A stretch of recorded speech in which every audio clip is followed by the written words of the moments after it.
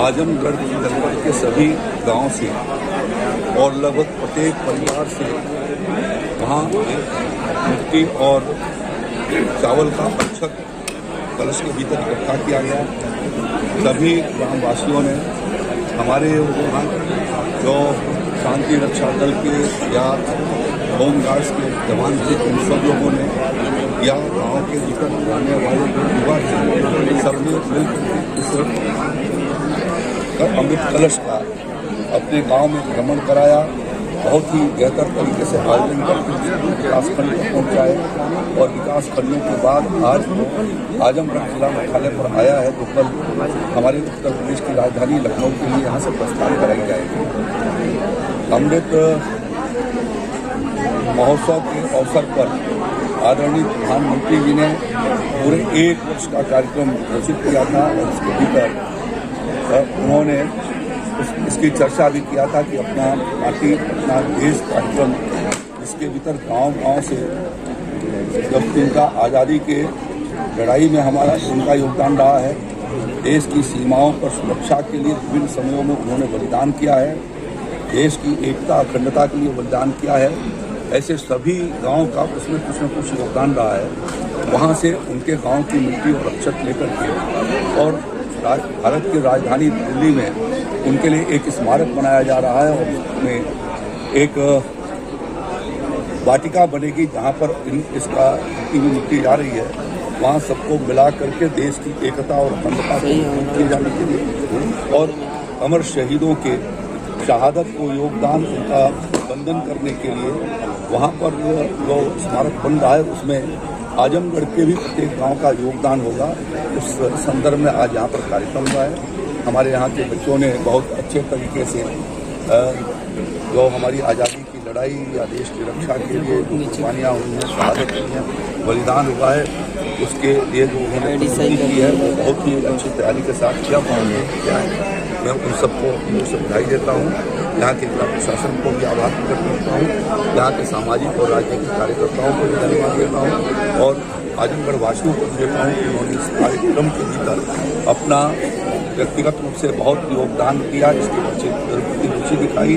और इसको ऐतिहासिक तरीके से पूर्ण कराए जाने में जो योगदान किया है उसके लिए मैं सबको आभार करता हूँ। सर, कृषि बीमा योजना को लेकर के सरकार किस तरीके से काम कर रही है? देखिए, प्रधानमंत्री किसान फसल बीमा योजना के इस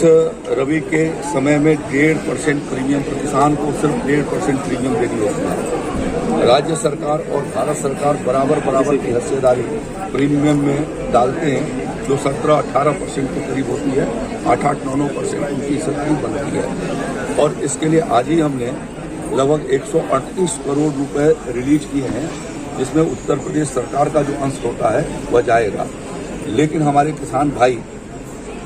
बहुत कम संख्या में प्रधानमंत्री फसल बीमा योजना के भीतर उत्तर प्रदेश में बीमा करा रहे हैं और खासतौर पर रबी के सीजन में तो और दिक्कत करा रहे हैं। मैं उन सबसे आग्रह करना चाहूँगा कि दैवीय आपदा के समय में प्रधानमंत्री बीमा योजना कृषि बीमा योजना उनके लिए एक सुरक्षा कवच है और इसलिए जहाँ पर इतना कम 100 रुपये के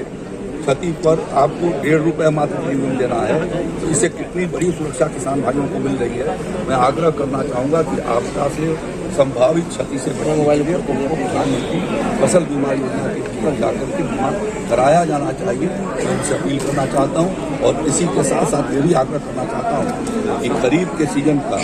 जो हमारी फसल लगी है खासतौर पर धान की जो पराली है वो अब उसकी फसल कट रही है तो निकलने की फसल हो रही है तो मैं उनसे आग्रह करना चाहूँगा कि वो अपने खेतों में पराली को न जलाएं बल्कि उसको खेती के काम के लिए उपयोग करें। हम लोगों ने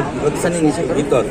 लगभग 6,000 से ज़्यादा फार्म मशीनरी बैंक और 2,500-3 हज़ार कस्टम हायरिंग सेंटर दिए हैं और उसके माध्यम से आसान हो गया है निकालना, इस्तेमाल करना। राज्य सरकार अपनी ओर से मोदी जी की सरकार 17 लाख किसानों को हम डीकम्पोजर भी निःशुल्क उपलब्ध करा रहे हैं। इसके माध्यम से वो पराली को कंपोस्ट अपने खेतों में बना कर इस्तेमाल कर सकते हैं। तो इसलिए मैं उनसे आग्रह करना चाहता हूँ कि वो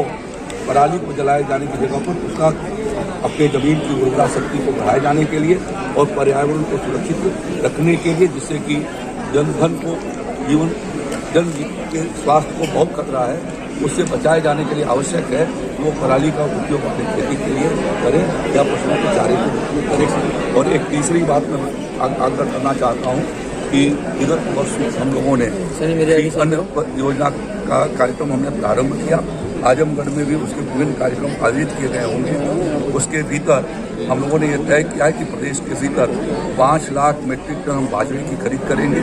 50,000 मीट्रिक टन के करीब ज्वार की खरीदारी करेंगे और जिन जनपदों के भीतर मूंगफली की खेती हुई है वहाँ पर मूंगफली की भी खरीदारी MSP के आधार पर करेंगे। और अभी रबी के फसलों की भी MSP प्रधानमंत्री जी ने 1 हफ्ते पहले घोषित किया है, भारत सरकार की कैबिनेट ने तय किया। और पहली बार ऐसा हो रहा है जब 150 रुपये क्विंटल गेहूं की जो MSP बढ़ाई गई है। इसके लिए मैं प्रधानमंत्री जी को अपनी ओर से बधाई देना चाहता हूं और किसान भाइयों से कहना चाहता हूं कि आज की तारीख में उनके पास इस बात का अवसर है कि रबी की जो वो फसल लगाना चाहें, भारत सरकार ने चने की भी, मसूर की भी और गेहूं की, जौ की और इन सारे फसलों की अपनी MSP घोषित कर रखा है। तो उनको पास सुविधा है कि यदि वो तिलहन की भी कर रखा है, सरसों की भी कर रखी है, तो यदि वो लगाते हैं तो मैं आग्रह करना चाहूँगा कि तिलहन और दलहन के MSP बहुत अच्छे तरीके से रखी गई है और ज़रूरत हमारे देश को दलहन और तिलहन के उत्पादन को बढ़ाए जाने की है। और इस दृष्टि से राज्य सरकार में योगी आदित्यनाथ जी सरकार ने दलहन और तिलहन की विशेष योजना हमने चालू किया है, जिस पर 10 लाख के करीब किसानों को हम निःशुल्क मिनी किट दलहन और तिलहन को उपलब्ध करा रहे हैं। तो मैं आग्रह करना चाहूँगा कि दलहन और तिलहन की खेती की ओर आजमगढ़ और हमारे उत्तर प्रदेश के लोग आगे की ओर बढ़े। प्रधानमंत्री जी ने स्वावलंबी भारत अमृत काल के भीतर स्वावलंबी भारत बनाने की बात रही है, संकल्प किया है। उसके भीतर खेती के क्षेत्र में दलहन और तिलहन के भीतर भी हमें आत्मनिर्भर बनाया जाना आवश्यक है, क्योंकि बहुत बड़े पैमाने पर हम आयात कर रहे हैं। तो मैं आग्रह करना चाहूँगा आज आजमगढ़ के भीतर कि आजमगढ़ के लोग उसकी शुरुआत करें और तिलहन और दलहन की खेती की ओर अग्रसर हों। उनको एक अच्छी बेहतर कीमतें भी मिल सकेंगी और देश के जनमानस के लिए जो भोजन की आवश्यकता है, पौष्टिकता की आवश्यकता है, उसका बिल्कुल